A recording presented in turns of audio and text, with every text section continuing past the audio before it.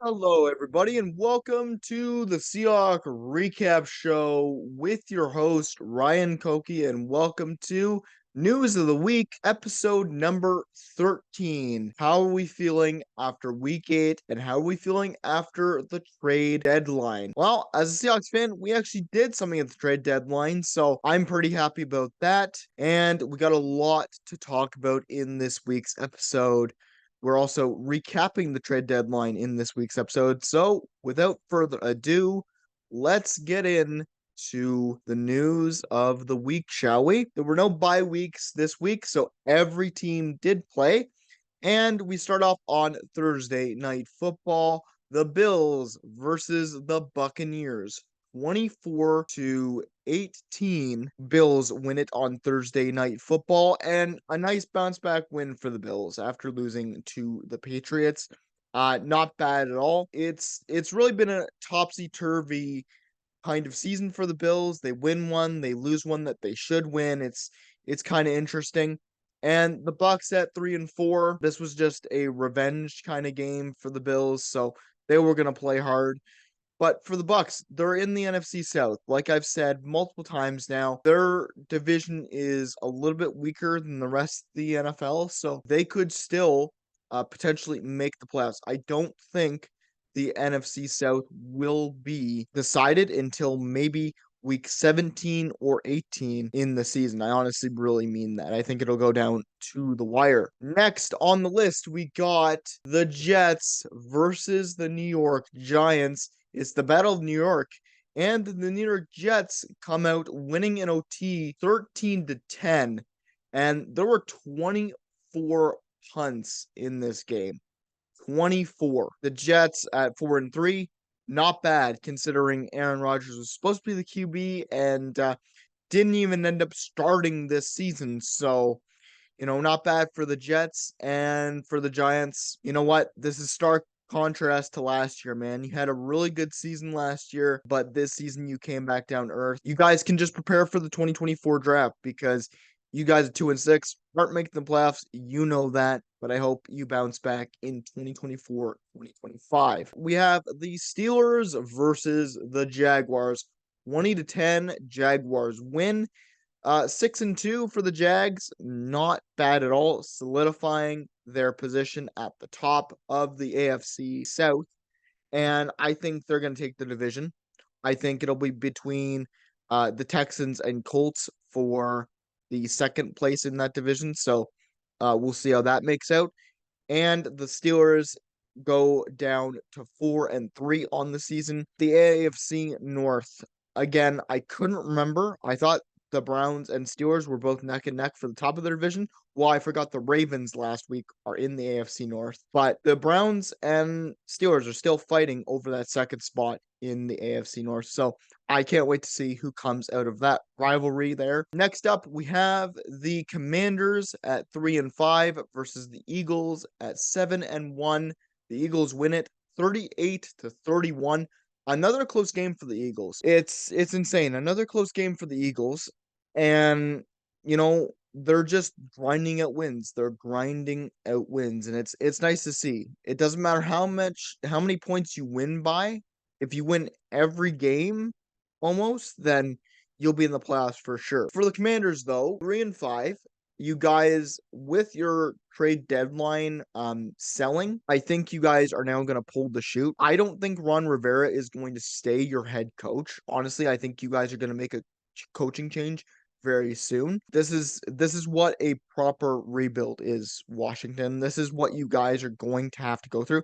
I know you guys are sick of rebuilding. I know you guys are sick of being mediocre and in the bottom of the NFC East, but I think next year or the year after that, you guys will see some of the fruits of your labor in a rebuilding sense. So keep your heads held high because you guys have been waiting a long time for a proper rebuild. And now I think with this new ownership, it'll finally start happening for you guys. Next on the docket, we have the Cowboys versus the Rams, 43-20. Cowboys win. They're now at 5-2. And man, it looks like when the Cowboys win, they put up a lot of points. just a good solid win for them in the NFC East. And for the Rams, 3-4, NFC West, you did better than last year. You've already done better than last year. Um, you guys, again, still probably going to go through some growing pains, but I think now you're going to see a sense of direction, and hopefully you'll get stronger the next coming year. Next up, we have the rookie making his debut in week 8, Will Levis versus the Falcons, and it was 28-23. Titans win that. Good victory for the rookie, Will Levis. 4 passing touchdowns. And Titans, this is the future, guys. This is how you start building the future. You have a young quarterback who is looking pretty good. He's a little bit weird because he drinks mayo with his coffee, but I won't judge. As long as he keeps winning, I think you guys should keep on starting him. So nice to see good win, and good win from D-Hop too. He showed out in this game, so nice job from him. Falcons 4-4.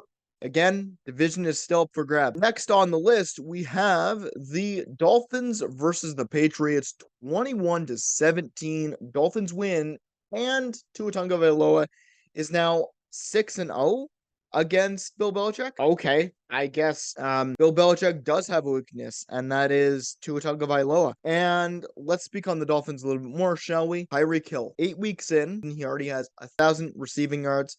He is the first player in NFL history to reach 1,000 receiving yards in 8 games. He wanted 2,000 yards this season. If he keeps it up, this pace, he'll reach that mark by week 16 of this season. That's just insane. 6-2 on the year. You guys, again, explosive offense. Your defense is pretty good too, with Jalen Phillips and Javon Holland and Xavier Howard and Jerome Baker. So just keep going on, because I think you guys can be real contenders in the AFC. And for the Patriots, this is what growing pains look like, guys. Hold the shoot. It's another losing season. Just get ready for 2024.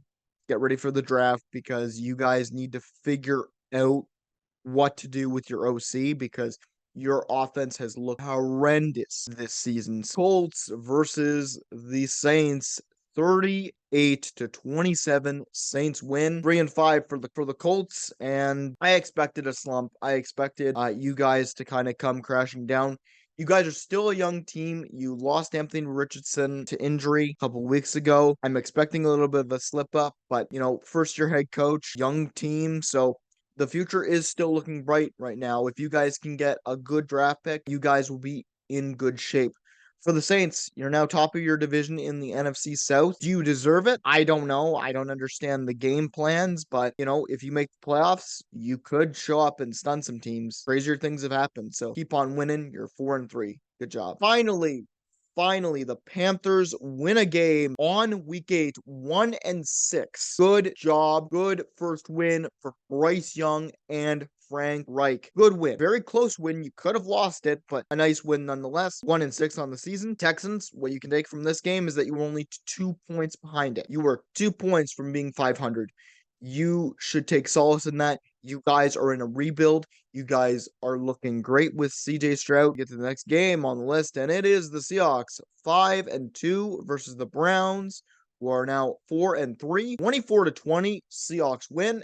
And if you want to see my full reaction to that game, you should go watch it, because the amount of stress, the amount of blood pressure, like I went up like 50 points for blood pressure, and I'm only 21. Like, I should not have this much stress, considering that my team won the game. But if you want to see my full reaction to it, I would highly recommend going to the Seahawk Recap Show game recap playlist located on this channel. First in the NFC West, Browns, man.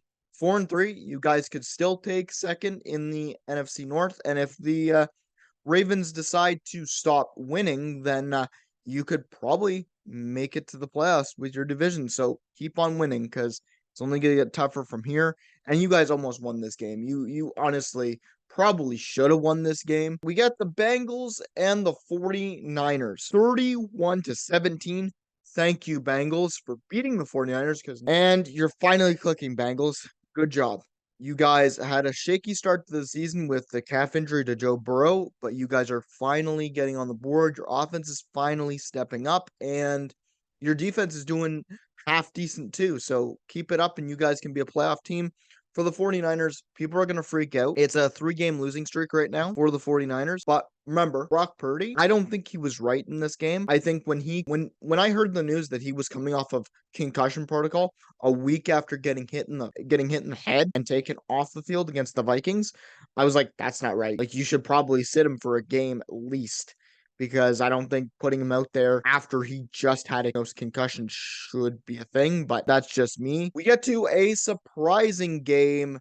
The Broncos, don't look now, but they're on a 3-game winning streak, 3-5 versus the Chiefs, who go down to 6-2, 24-9. Broncos win. And man, Sean Payton, you said you wanted to be a playoff team, man. You said you wanted to be a playoff team. You had a shaky start to your season, which didn't help matters. But if you guys can keep stringing wins together like this is the performance you want. You want this performance because you fix the offense. Now you need to catch up on the defense, and you did versus the Chiefs.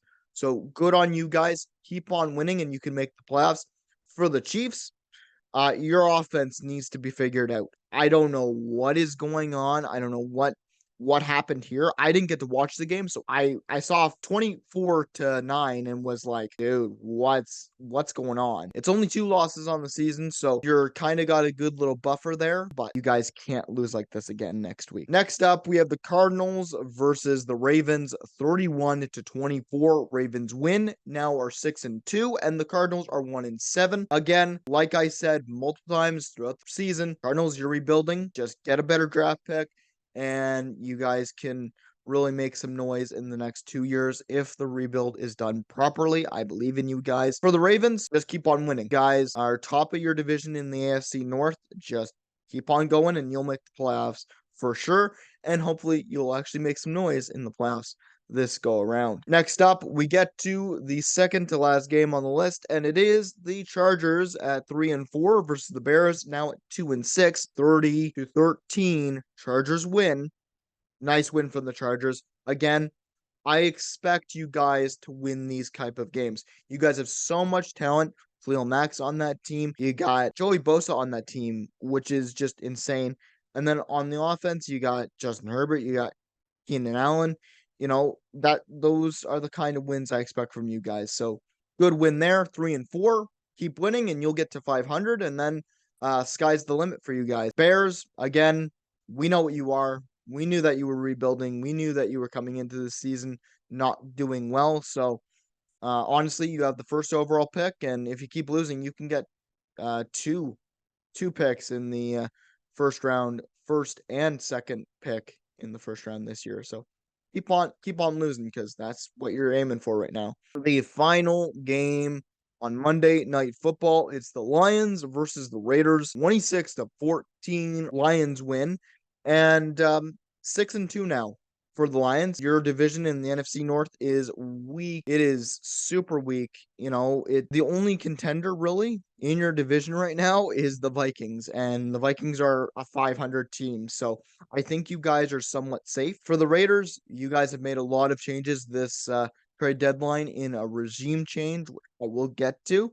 So hopefully with the new regime and the new culture being brought in, hopefully you can rattle off some wins this season. We get to the Week 8 injury report, or IR report as I like to call it, and we get to Kirk Cousins is out and on IR October 30th for his Achilles, out for the season. This really sucks for the Vikings. I think this is a big blow because, man, Kirk Cousins was having such a good season in terms of passing the ball. Sad that his season is cut short, because this could have been a career year for him, and if he gets better and comes back in 2024, 2025. And next, we get another quarterback, and it's Tyrod Taylor. And the reason why I put IR question mark is because through all my time of prepping the show, and then as of this recording, we do not know the extent of his rib injury, but he will not play in week 9. Daniel Jones will be playing, so could we see Taylor back in at quarterback at week 10? Who knows? But they haven't disclosed whether he's put on IR or not. So I hope he gets back from his rib injury. And if he is placed on IR and out for the rest of the season or out just 4 games, then I hope he recovers quickly because rib injuries, I can't imagine, do suck quite a bit. Next up, we have a pair of injuries, and it is Desmond Ridder, quarterback for the Falcons. He was out with a concussion on October 29th, and Grady Jarrett, DT, all pro DT for them on IR October 30th. Desmond Ridder had a concussion, was in full practice Wednesday, and but will not start week 9. That will be Taylor Heineke starting week 9. So he will at least miss 1 game, if not 2 games. He'll either be back in week 10 or week 11. And for Grady Jarrett, it's less so. He's got a torn ACL. He is out for the rest of the season. It seems like all I've been saying for this entire season has been, oh, he tore his Achilles. Oh, he tore his ACL. Roger Goodell, I am looking at you. If you guys saw my News of the Week episode 11 video, I said you have 3 years. You have your new contract at 3 years. You need to get rid of turf fields. There is no excuse for having turf fields because look at all the injuries. Look at all the ligament injuries that has been caused this year. I've never seen it this bad. So you guys need to make a change. And I don't care how much money it takes. You guys are gazillionaires. So you need to make that change because it's going to ruin the sport if you don't. Kendrick Bourne, last one on the list. It's New England Patriots wide receiver. He is placed on our October 30th. Another torn ACL out for the season. Look at what I'm saying. Just fix the field. But for Kendrick Bourne, man, he was having a good season for him. It just really sucks that he is now out for the rest of it. I hope he comes back in 2024, 2025, and doesn't miss a beat next year. Recapping the 2023 trade deadline, shall we? This week was the last week that NFL teams could make trades, so let's recap it. Titans trade to the Eagles. This happened a week ago now, and I did discuss this in News of the Week episode 12, but I will just add some more 2 cents here. Eagles trade strong safety Terrell Edmunds and a 2024 5th and 6th round pick. Eagles receive star free safety Kevin Byard. Good trade for them. I think that the Eagles are, adding a big guy who can really work out with certain things. I think he's a very good player. He's been not injury prone. He hasn't missed a game in his 8 years with Tennessee. So a very good hard-hitting player and a good mentor for the rest of the season. For the Titans, this is the signal to rebuild. And I mean full rebuild. I mean, you've got Will Levis, who's gonna probably be your future quarterback of the future, and you guys now need to surround him with even more talent. And getting rid of Kevin Byard, it sucks, but this is now a signal to get as much as you can for those star players and just rebuild your team. Giants trade to the Seahawks. I did make a quick little reaction video to this trade on the channel if you want to see that and hear my thoughts more in detail about this Leonard Williams trade. You can. It is in the Seahawks roster moves playlist on this channel. Seattle gets Leonard Williams, DT, and the Giants receive a 2024 second round pick and a 2025 fifth round pick. And I'm going to stop this right now because I've heard people say, oh, the Giants fleeced the Seahawks. Listen to what I'm saying to you and go back and watch that video because I explain why they had to give up a second to get Leonard Williams. They are a playoff team. You need good DTs. You have Jared Reed, and now you have Leonard Williams, who is an all-pro, and he's a pretty good DT, so he will not miss a step, hopefully, when he enters the game with the Ravens next week. And that is exactly why you give up premium picks for a chance at a playoff push. Eagles trade to the Falcons. Falcons get Kayvon Street, a D end, and a 2025 7th round pick. Eagles receive a 2024 6th round pick. This is literally just for depth. This is probably to cover off Grady Jarrett's injury. This is literally just to probably cover off Grady Jarrett and give a little bit of a shock to that pass rush for the Falcons. I like this trade. Commanders are sellers at the trade deadline, and they trade a really good player to the Bears. It is Montez Sweat, and the Commanders receive a 2024 second round pick. I like this trade for both teams because now Montez Sweat is in the final year of his contract this season. That means the Bears will have to pay him to keep him, and then the Commanders wouldn't have to pay him, and they get a second round pick out of it, who they can go and draft whoever they want. So it's a nice trade. And on the Bears side of things, you're getting a D lineman who you could end up re-signing this offseason, and then it would be worth it for you guys. So everybody wins in this scenario. Cardinals trade to the Vikings. Vikings get Josh Dobbs and a conditional 2024 seventh round pick. Cardinals receive a 2024 sixth round pick. This is to cover off Kirk Cousins being out with his torn Achilles this season, for the rest of the season. Josh Dobbs, a good option. Honestly, not a starter in this league, but a very good option. I think he can, if the Vikings make the playoffs, probably, maybe win you some games. We'll see. I like this trade for the Vikings. And for the Cardinals, a little bit puzzling because I know you have Kyler Murray, but Josh Dobbs did give you at least a win. So I don't know why you trade him, but getting a sixth out of him, I guess, isn't too bad. The Vikings make another trade, and it's the Jaguars this time. Jaguars get Ezra Cleveland, and the Vikings receive a 2024 sixth round pick. That's just a offensive lineman pickup for the Jags. I'm guessing it's injury depth. I don't know much about Ezra Cleveland. The Commanders make another big trade. It's with the 49ers this time. Thanks for that.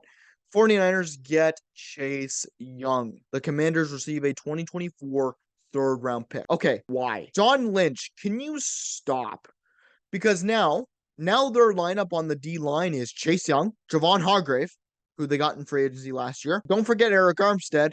And then don't forget the highest paid defensive player in the league, Nick Bosa. That is one of the most frightening D lines I have ever seen. Yes, the 49ers will have to pay Chase Young after this year, but Chase Young is going to tear people apart for the last 11 games of the season. I guarantee it, because Kyle Shanahan's just a monster that way. So I'm expecting him, Chase Young, to get paid, and the Commanders getting a third out of it. You didn't want to pay the rookie, so getting a third of it really sucks. People are saying, "Oh, you probably could have gotten a first for him." Well, I don't think so, because look at Chase Young. He's had 3 years in the league, so he's been drafted in, I believe, 2020. That would mean second overall in 2020, and he hasn't really panned out for the Commanders. So get what you can for him. And I think this is a good trade for both teams. I think the Commanders probably could have gotten a little more, but I guess you can take what you get because you have no leverage in this kind of situation, I guess, considering that you had an injury prone player. So next up is the Browns trading to the Lions, Donovan Peoples Jones to the Lions for a 2025 sixth round pick. And honestly, I think this is just a change of scenery. Kevin Stefanski and the Browns were not going to use Donovan Peoples-Jones, did not know how to utilize his skill set. So the Lions picking him up and giving literally peanuts away to the Browns in exchange would be a good fit. Donovan Peoples-Jones could be a good fit for Dan Campbell's offense. So we'll see what happens. The final trade of the trade deadline is the Packers trade to the Bills. Packers receive a 2024 third round pick, and the Bills receive Rasul Douglas, cornerback, and a 2024 fifth round pick. Great trade. Honestly, this signals to me that the Packers will need to rethink and kind of either retool or rebuild completely from the ground up in the next coming years, because now this signifies that they're trying to get things for the draft. They're probably pulling the shoe for the rest of the season, getting what they can in picks, and then going into next season. For the Bills, with the amount of injuries to your defense, and especially the Tre'Davious White injury, I think picking up a guy, stable corner in Rasul Douglas is a good pickup. And if you want to keep him, you can. Let's get to the final thing I wanted to talk about this episode. It is the Raiders regime change. And, well, it looks like head coach Josh McDaniels and GM David Zeller are both out of jobs in Las Vegas. Honestly, I'm not really surprised that Josh McDaniels is fired from his role because previously he was with the Broncos and as a coach, he was pretty bad at play calling, and it seems to have seeped out over into his role as a head coach for Las Vegas. So, as you can see, it does say 6-0. It should be 5-0. He was 5-0 with the Broncos when he was hired. And yeah, it really didn't turn out well because he went 5 for 17. And then he went to the Raiders in January of 2022. And he's gone 9 for 16 there with a 14-33 record as a head coach. And this is for a guy that honestly was a six-time Super Bowl champion, but he was an OC under Bill Belichick. I think this now is a part where Josh McDaniels is not going to get another head coaching job. I don't think he should. I think he should return to the OC because he was pretty darn good, man. He was pretty darn good at OC. So I hope he does return. And if he's going to return anywhere, could he return to the Patriots and fix that offense? We'll see. That'll be a scary thought. But according to Raiders ownership, Mark Davis, he wants the organization to go in a completely different direction. So that's why he brought in interim head coach Antonio Pierce and interim GM Champ Kelly. Honestly, at this point, I really don't see how things can get much worse for the Raiders. So bringing in a completely different culture change is good, except you guys have had 12 coaches. That is the most in the NFL. So I just hope that star players like Devontae Adams and Max Crosby have a chance to do things in Las Vegas for the next coming years if they decide to stay. Because these two guys right there know how to play football. They're really good at it. You know, Devontae Adams is the one of the highest paid wide receivers for a reason in the league, and Max Crosby is possibly one of the best pass rushers in the league. So, you know, I hope that this new infusion of culture will come in and prove dividends for the Raiders. And we look at the head coaching possibilities before we go. And Jim Harbaugh, of course, his name is floated out there. He is the head coach for Michigan. And I don't think he is going to leave Michigan. I think he likes college football. He his name was floated around last season when people needed head coaches, and he didn't end up going because he didn't want to. So maybe this is the same case this season. I don't know. Maybe his plans are changing, but we'll see what happens. Then you've got Frank Smith, the Dolphins offensive coordinator, Ben Johnson, the Lions offensive coordinator, Brian Callahan, the Bengals offensive coordinator, Iro Evero, the Panthers offensive coordinator, Dan Quinn, the Cowboys defensive coordinator, and Brian Flores, the Vikings defensive coordinator. I don't think Brian Flores or Dan Quinn should take a head coaching job. Dan Quinn, because he didn't really do well as Falcons head coach, so I don't think he's got the I think he's got the same problem with as Josh McDaniels. I think he's a coordinator through and through. I don't think he can manage a play calling or game planning. So I don't think that would be good for him. And same with Brian Flores. I like Brian Flores as Miami's head coach. So I probably could see him going into the Raiders head coaching job, but I don't know if he will either. Anyways, that is it for news of the week, episode number 13. I hope you guys enjoyed, and I hope to see you on Monday as the Ravens take on the Seahawks in week 9. I will have that game recap out for you on Monday, so stay tuned for that. And I hope you enjoy the rest of your week and are looking forward to the playoffs in 11 weeks. This is Ryan Koki of the Seahawk Recap Show signing off. Go Hawks, go! And I will see you in the next video. Have a good day.